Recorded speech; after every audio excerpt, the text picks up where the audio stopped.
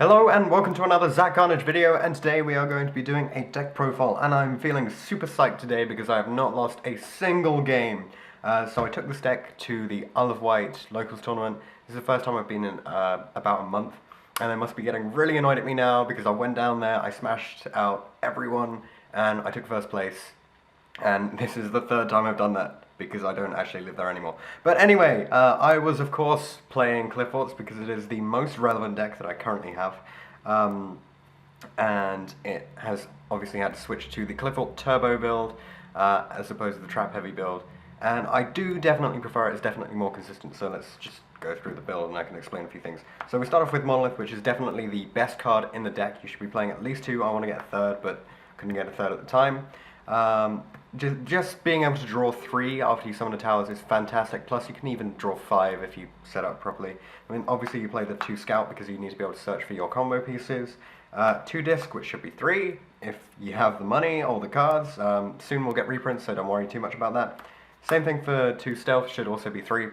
Couldn't get them in time. Same thing for all of the 2-ofs in this deck. It's either I wanted to play 3 for all of them. So we got double Qliphort, which, to be honest, steals games and is fantastic, but today it was literally just scale 9 or summon. There was one time when I used it to take off some attack off a T-King, because that was just really stopping my game from going through.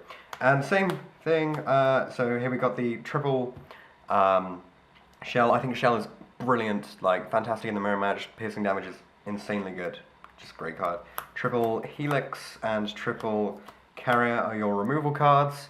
Probably the most staple ones. Everyone already had 3, so I didn't have any problems with getting those. So that's the main Qliphort body.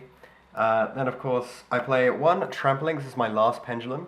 The reason why I play this is just because I didn't have any of my draw cards. My 3 Upstart Goblins are currently away with a friend who's not in the UK at this point in time. So I've just been using this to speed up a little bit, and to be honest, it did actually work pretty well in a couple of situations. Plus, if you use a stealth or a helix when you go into this, so you can return your scout, then search with your scout, and you will have been able to pop this when you tribute summoned, or when you, or you can destroy it with whatever. So you can always get rid of this, and then you can put in your monolith and get your draws off, which is fantastic. Of course, this is Qliphort, so we have to play the minimum 1 towers now, because it's no longer too bad to draw in the hand. Like, you kind of want to see this in your opening hand, just so you don't have to search it, because it makes it more likely to summon. I wish I had a second. Like, I'm pretty sure I had a second, but it seems to have disappeared, so that's why I play 1. And double Maxi to help me replace space for Upstart Goblins or Into the Void, so that's why it's in there. This was a Denko Sekka, which I borrowed from a friend. It did actually help in a couple of matchups, although I do believe there's a different card in the deck which is significantly better, but we'll get on to that. So now for the spells, we play 3 Summoner's Arts, because you have to. 3 Wavering Eyes, best card in the deck, probably. Monolith being the best monster, this is the best card. Just switch out your scales. I think I drew, there was one game where my opening hand was this, with 4 scale 1s, and just like play 2 scale 1s, do this into scout is fantastic. 2 trade-ins because I need more draw power. A laser clip to get more tributes off so I can draw more with Monolith. Sacrifice, fantastic, just in sacrifice. MST because you need to out single floodgate sometimes. 1 chicken game because I managed to pick this up beforehand, which is great. Best card in the deck, maybe this is probably getting like MVP or special spotlight, I don't know. 1 Dead Piece was just amazing. I played this when my opponent had, I can't remember the name of it, this is continuous trap that every time you play a spell you take damage, and I was like sure as hell gonna wipe myself out of life points, so I just played this, and then after that I wasn't taking any damage, and I just managed to go ham and just smash him out. It's absolutely amazing. That's it for the spells, 13 spells, 24 monsters I believe, and then 3 traps. Okay, so I shouldn't be playing traps, technically. I'm playing traps to help me against Rogue, Qliphort Turbo, which doesn't summon the towers, and this really helps against Qliphort Turbo. So the bad hands that you get in this deck will involve one of these 3 cards. If you've got a bad hand against Rogue, this makes you absolutely fine, this makes you absolutely fine, this is pretty good. If you get a bad hand opening up against Qliphort, This is really good. This is pretty good. Plus, the way that this is set up, if you open bad and Qliphort Turbo also opens bad, both of these put you in really, really good situations compared to them. So that's why I picked these three. I've been thinking about switching this out for bottomless, but honestly, I think that as a floodgate, this is better. I feel like floodgates are better than one-offs.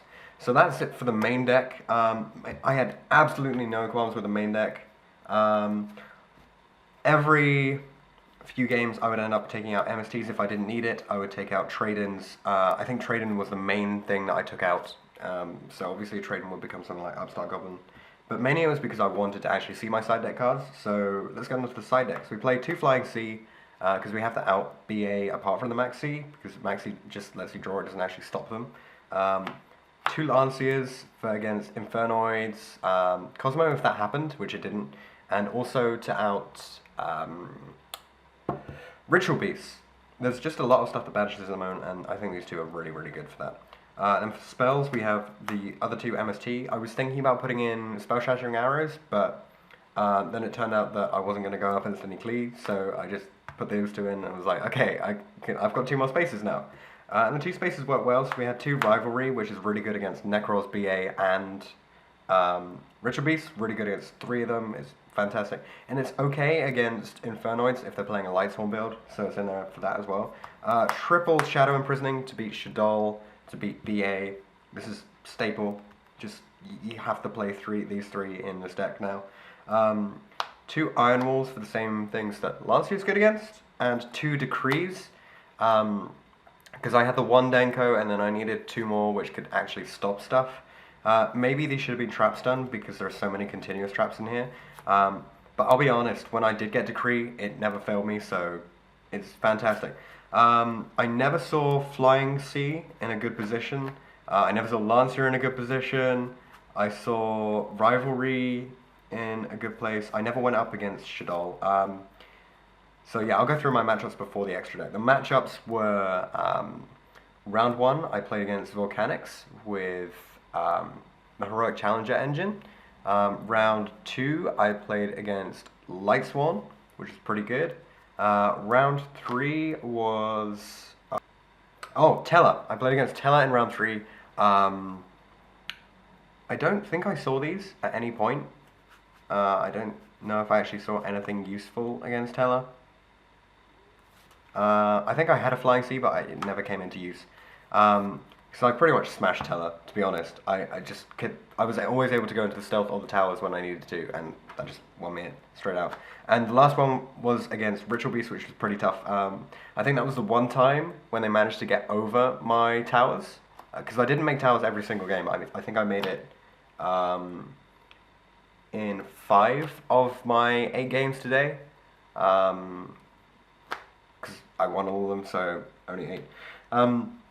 And I lost towers in one of them, and the Ritual Beast player used up so many resources. If you're watching this, Andy, you know you definitely used up way too much to get rid of that towers, but you kind of had to. And at that point, I was just so far ahead thanks to all the draws from Monolith. So that's what won me that one. Anyway, extra deck. Obviously, we are playing the triple constructs because you need to be able to out all of your opponent's plays, like their special summon monsters. You got to be able to just. No, basically, I wanted my extra deck to look like a fake Shaddoll extra deck. So, I wanted it to look like a Shaddoll extra deck, so I put in loads of stuff that you would generally see in Shaddoll. So all of this, like this is generic anyway, so I can technically make it with trample links. But these 4 are like definitely Shaddoll. And there's so many that you can put your extra deck up, and then you can just sort of spread them out and take a look, and then put them back. Although I don't think I actually use that to trick anyone. Also, I don't really know whether Shaddoll want to go second or first at the moment. They probably want to go second, which would mean my opponent would choose second, so that they give me a first turn, but that never really happened. Then apart from that, we play Ragnazir in case Qliphort Mirror came up, Heartland Draco, because that damage is so key. Steel Spawn Roach, Dweller for BA, the good rank 7s, obviously. For some reason there's a Durandal in here, because you can. And a Felgrand, because Felgrand, as everyone knows, is a Dragon Knight, which makes it therefore awesome. Everyone knows I love dragons. Unfortunately, I don't think I'm going to be building Red Eyes, because I don't have tons of money, and the rarity ones were horribly just everything was made into secret, and I can't afford that sort of thing. But yeah, so hopefully my own Denko can come along, and then I can switch this out, and probably the decrees too. I think those are the only changes I would actually make to the deck. It's a very solid and consistent deck, which is why I like it so much. I'm thinking about playing Ignites from now on. If this gets hit, I think I'll play this until it gets hit and then play Ignites, just because I need to play a deck which is consistent. I know Ignites aren't technically the best, thanks to the fact that we have a very different ban list from OCG. But I still think they're going to be really consistent and very good. So, as always, thanks for watching this video. If you have any comments or suggestions that you would like to make, leave them in the comments section down below. A little bit of news, I am still in the Yugi Tuber Summer Championship today. I won my match 2-0 today. That's why I'm so psyched. I have not lost a single game today, and I'm just really happy about that. Of course, it's all going to go downhill at Brotherhood, which is probably the next big event that I'll go to. But in the meantime, I'm going to be trying to look for those upstarts and stuff. If you got any ideas on where I can get them really cheap, that would be a huge help to me. And as always, thanks for watching, and I'll see you guys in the next video.